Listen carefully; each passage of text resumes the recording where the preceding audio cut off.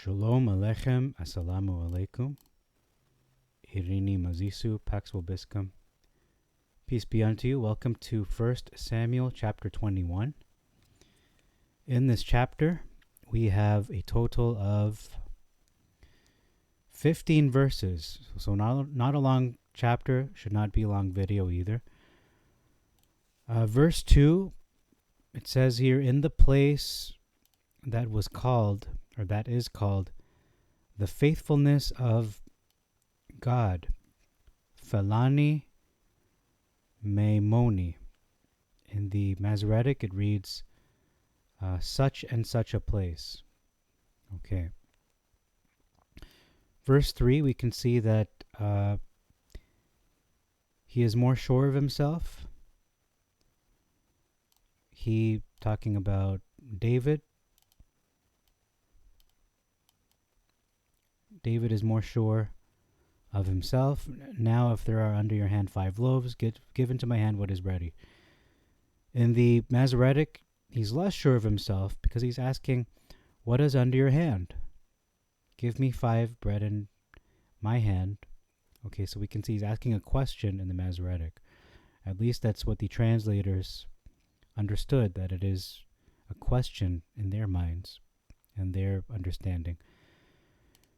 In verse 4, we have an omission. It says here, then they shall have it. Verse 4. The priest answered, said, there are no common loaves. I have none. If the young men have been kept at least from women, then they shall eat.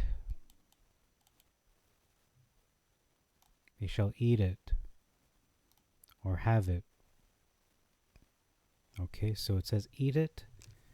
In my hard copy, I think it said had it, have it, but I'll put eat/have it. So that has been omitted, that they shall have the bread.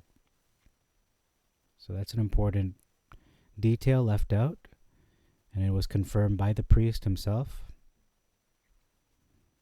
that they will have the bread. Verse 5, we have been kept from women, versus women have been kept from us. So it's showing the difference that they've made the choice to separate themselves from women for 3 days. However, in the Masoretic, they're like the Beatles, and women just can't keep their hands off of them. They're like, bees to honey, something like that. There's a significant difference as well in verse 5. It says here, when I came forth for the journey, all the young men were purified. This is David speaking. Verses, since I came out, and the vessels of the young men are holy. So we can see that in the Septuagint, the young men are the ones who are set apart. In the Masoretic, it's the vessels that are set apart. And then it says here, but this expedition is unclean. Wherefore, or so it shall be sanctified this day because of my weapons. Okay, in the Masoretic it says, and the bread is in a manner common. Yes, though it were sanctified this day in the vessel. So that is different because he's saying their expedition is unclean versus the bread being uncommon, not unclean. And then it says, it shall be sanctified because of my weapons. The expedition will be sanctified versus the bread will be set apart in the vessel. I'm not sure why, but it's just going to be so. It will be so. Again, makes no logical sense in the Masoretic. In verse 6, it says presence loaves versus the showbread. And in verse 7, it describes an individual named Doeg or Doeg, who is a Syrian versus an Edomite. and he is tending the mules of Saul versus the chiefest of herdmen. So that's an important fact. You're going to see that later on, why that it is important. In verse 8, this is a command. See if there is here under your hand spear or sword. Versus it's a question, the Masoretic. Is there not here under your hand spear or sword? Sort of a rhetorical question. In verse 9, there's an addition of behind the ephod.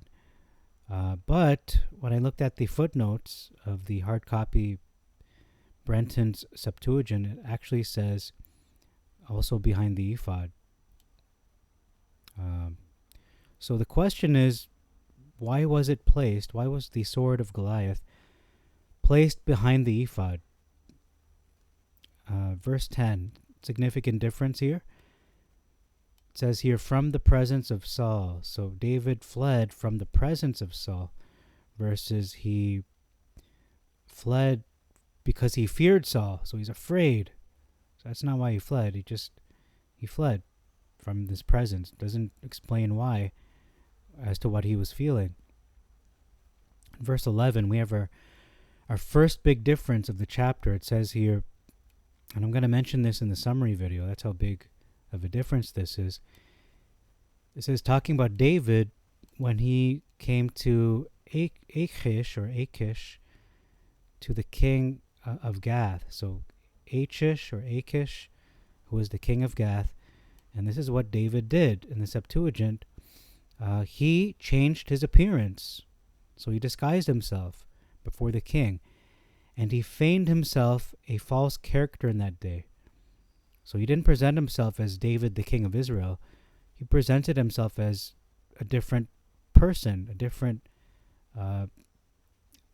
persona, a different identity. And then it says here in the Septuagint, and he drummed upon the doors of the city. Okay, this is all in verse 11. Not sure. Okay, no, this is verse 13. Okay, verse 13. He changed his appearance before him and feigned himself a false character in that day, and drummed on the doors of the city. Let me just make a correction here. Also on the doors of the gate. He used extravagant gestures with his hands and fell against the doors of the gate. So he didn't drum against the doors of the gate. He just fell against them. And his saliva ran down upon his beard. So would anyone think this is King David? No. Probably not, unless they recognize him through this disguise. But in any case, he changed his appearance. So he most likely changed the way his face would look. In whatever way he did that, maybe it was his facial expression or the spit running down his beard, or he made himself look messy. In any case, let's look at the Masoretic and read the description of David there. He changed his behavior. So not his appearance, only his behavior. So would King David be recognizable then in the Masoretic? The answer is yes, they would recognize him. They would only wonder, why is King David behaving this way? So they would know that's King David without a doubt. And in the Septuagint, on the other hand, they wouldn't know it was King David because he changed his appearance. They didn't recognize him anymore. Okay, let's continue on in the Masoretic, and it says, so he changed his behavior before them, the king of Gath, and he feigned himself mad. So he wasn't just a false character. He wasn't using a disguise. He was just King David, but insane. And mad King David. And he scrabbled on the doors of the gate, not the doors of the city, just the gate.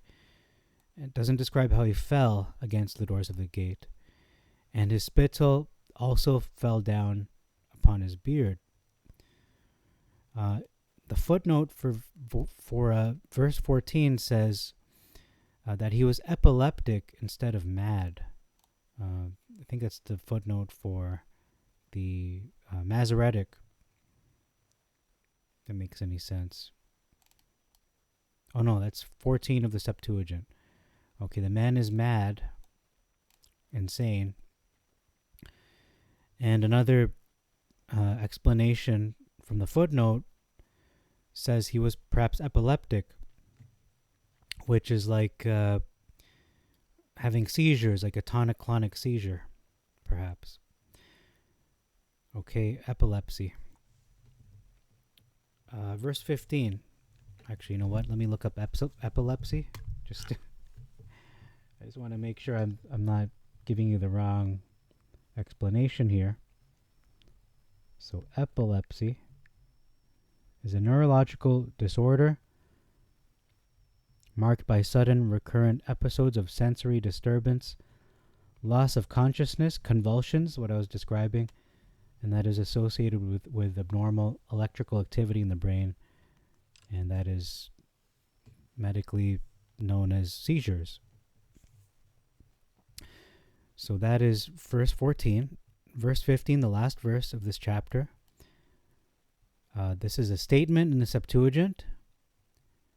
Am I in want of madmen, that you have brought him into me to play the madman? So that's a question. The statement is the second part. He shall not come into the house. So they don't know who this man is. Otherwise, if this was King David, they would have said, bring King David in. And they would probably, I don't know what they would do to him, but wouldn't be so favorable to him in any case, because that is the king of Gath. And did not Goliath come from Gath? So there would be an alliance there, and a relationship. Maybe they would get revenge for King David killing Goliath. In the Masoretic, it is a question. The second part says, shall this fellow come into my house?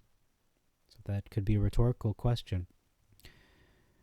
We can see that he's certain versus he's uncertain, the king. And again, he shall not come into the house. So that's very definitive regarding the not. He will not come into the house versus shall he come into my house? Shall this fellow come into my house? Okay.